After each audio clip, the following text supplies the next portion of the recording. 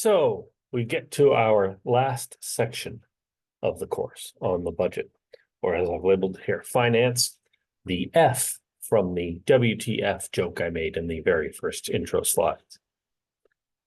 The basic problem with the budget is always that the public wants more services, but they don't really want to pay for them. There's a famous quote that sometimes makes its way around that we can't really figure out who said it originally. That quote goes, "A democracy cannot exist as a permanent form of government. It can only exist until the majority discovers it can vote itself largesse out of the public treasury." As I say here on my slides, some people have attributed this to de Tocqueville or a Scottish philosopher, but no one really knows who said this originally.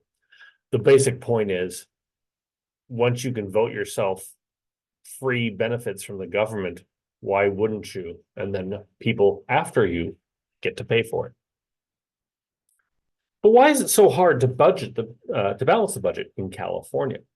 Well, one of the arguments for this dates back to a theme we talked about back when we talked about interest groups. That problem being demosclerosis. So the fundamental issue with demosclerosis, the basic concept, is that once programs exist, interest groups will come to depend on them. People, in other words, will come to depend on them. So take, for example, when they created in the federal government the mortgage tax deduction. It wasn't as big a deal. It was seen as, oh, we're giving something away to help encourage people to be homeowners, but it wasn't this big, huge deal. But now there's a lot of people who cannot actually make their budget, their home budget, possible without that home mortgage deduction. It is critical to their ability to afford the house they're in because home prices have adjusted accordingly to people taking these tax deductions. So the basic idea with demosclerosis is that once a program is in place, it never dies. Take, for example, the California State University system. We did not exist as a system 80 years ago. There was no state university system really in California. There was the University of California system, but that wasn't the CSUs. There were a few individual counties that had set up schools, but nothing approaching the massive 23 campus system that we have today. People didn't know they needed it. But fast forward to 2024, and if you were to try to get rid of the California State University system, there would be a lot of people who'd be very, very angry, including me. I would become unemployed. But the issues for California go deeper than this basic problem in any democratic system of making budgets. Let's start talking about where California gets its money. The budget has basically two sides, the amount coming in and the amount going out. The number one source of income for the state of California is the income tax. This makes up about 43% of all state budgets. That's combining the general fund, special funds, other funds. I'm combining them into one for this purpose here.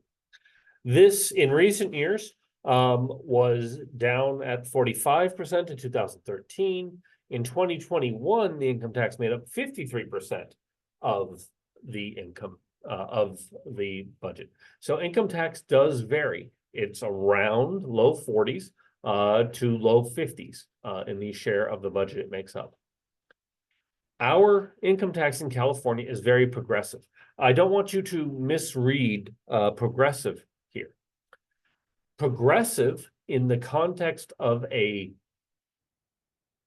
tax means that people who make more money pay a larger proportion of their income in tax. A progressive tax taxes the rich more. A regressive tax, on the other hand, would tax the poor more. And there are examples of regressive taxes. We'll get to one in just a minute. But the income tax in California is set up to be very progressive. Rich people pay more in income tax, not just raw dollar amounts, but in terms of the share of their income. They pay more to the state in income tax than do poor people. This is collected in California by a group called the Franchise Tax Board. They exist solely to collect taxes, pretty much. The problem with income tax is that it is highly volatile. Income tax goes up and down. And as an example, I give you the share of our state's revenue over just the last decade here. It's gone from 43 up to 53%. There's huge variation in our revenue stream for the state. This makes it very hard to plan. We did raise income tax for 17 years. For top income earners, again, remember, we prefer progressive income taxes here in California. So we tax the rich even more under Propositions 30 and 55, passed in 2012 and 2016. Those have now expired. No, sorry, they haven't expired, but they will be expiring shortly in 2029. So we are currently under a higher income tax structure than we had just a little over 12 years ago. The next highest source of state revenue is the sales tax. This is down to 18% of our state's revenue. It used to be as high as 25% in 2013. The state's income tax level is at 7.25%. The sales tax is a regressive tax. Poor people pay more than rich people do in sales tax. They might ask yourself, why would that be? And the answer is services and the difference between what a poor and a rich person does with their income. A poor person has to spend all their income. They need it to live. So they buy things. In fact, a lot of the things they buy are subject to sales tax. This means they are paying the full brunt of sales tax. Whereas rich people might not be spending the same amount on services. Let's face it, no matter how rich you are, you really don't need more than one Xbox. No matter how rich you are, yes, you might feel like you need more cars, but until you get to really, really, really rich people, most people tend not to have extra cars, that many extra cars that have cost them that much more. So yes, while the poor person may be driving a Honda Civic and the rich person is driving a Lexus, at the end of the day, that sales tax difference is not all that massive. And it doesn't even scale for income. That rich person is making a lot more than 2 or 3 times the income of that poor person, but their car only costs 2 or 3 times as much. So the sales tax ends up falling more heavily on poorer people than it does on rich people. This is the tax that I meant to say had expired when I misspoke on the last slide. So we did increase the sales tax by 1/4 percentage point for a few years under Prop 30. And this ended in January 17. So it was a temporary extension of the sales tax. The extension on the income tax is temporary as well, but it was scheduled to last longer, and we are still in that. Where else do we get our money from? Taxes and fees on cars. This is down to only about 3.5% of our state's total revenue. It was as high as 9%. And this might seem confusing when you say that the gas tax has gone from 18 cents a gallon to now where it is, which is 59 cents a gallon.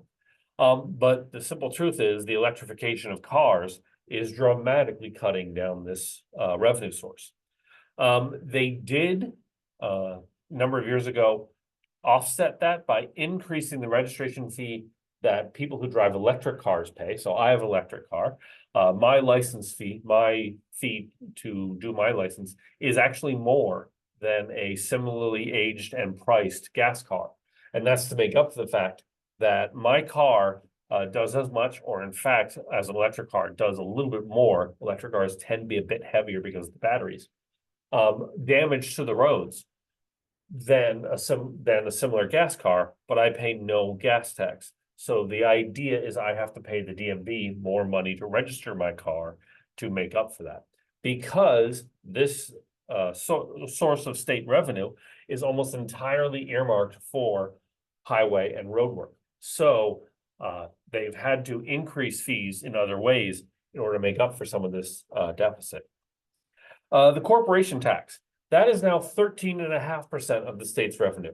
This used to be as low as 7%. So when you see how sales taxes have gone down, taxes and fees on cars, and income tax, a lot of that money has been made up by increases in the corporation tax. Some of that is increases in the corporation tax rate in California, but a lot of it is actually just increases in corporate revenues, making up a lot more money for us. There are smaller sources of revenue for the state as well. There is the insurance industry pays fees. There's estate taxes. There are taxes on liquor and tobacco. There are scrapings from the lottery. Yes, when someone wins $1 billion, the lottery takes in a little bit more than $1 billion. So they pay that lottery winner, and then there's also just the excess that is paid basically by the lottery. A lot of that goes to schools. Now, it doesn't end up being a ton of money at the end of the day. This makes up less than 1% of all education funding in California. And then a large portion of the state's government, not bigger than the other portions, but it's there, comes from the federal government. These don't enter our general fund. We'll talk more about the difference between the general fund and special funds later.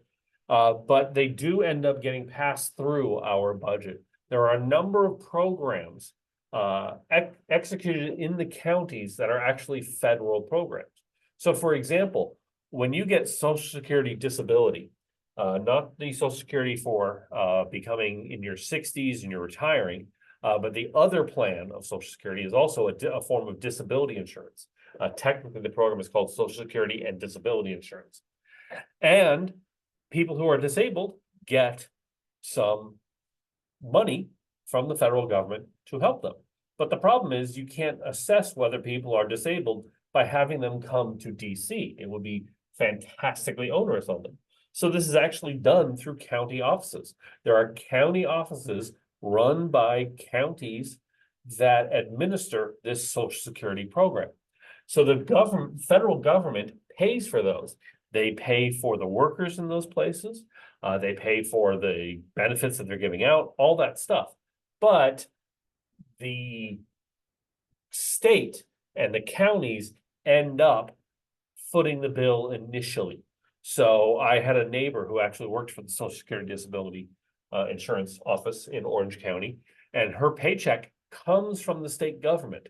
It's signed by the state government, but the money that goes to pay her is a check written from the federal government to the state of California, who then wrote her a check.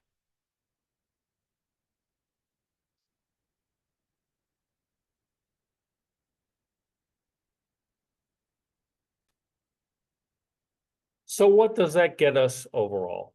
Well, on the screen now, you will see a graph of our state government's revenue and expenditures. We'll get to expenditures in a minute. Over time in California. You'll see the first thing you should note is that these numbers are essentially the same. California, like almost every state, has to have a balanced budget. It's not technically true that it must be balanced.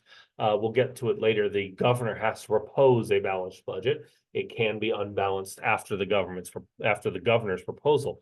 But this does, in the end up having an effect of largely making expenses match revenues. And so we've gone from, in 2001, a $71 billion budget to our current, by current, I mean 23-24, not the 24-25 budget that hasn't been passed yet, budget of around $223 billion. So it does look like it's gone up by a factor of 3. We have to remember, of course, there's inflation in there, so it's not all of it. But yes, California has raised its budget fairly substantially over the years. You'll see a big surge in recent years, and you'll also see that expenditures have outpaced revenues. And we'll talk for a reason for this. A lot of this has to do with that revenue line has actually come in lower than was expected.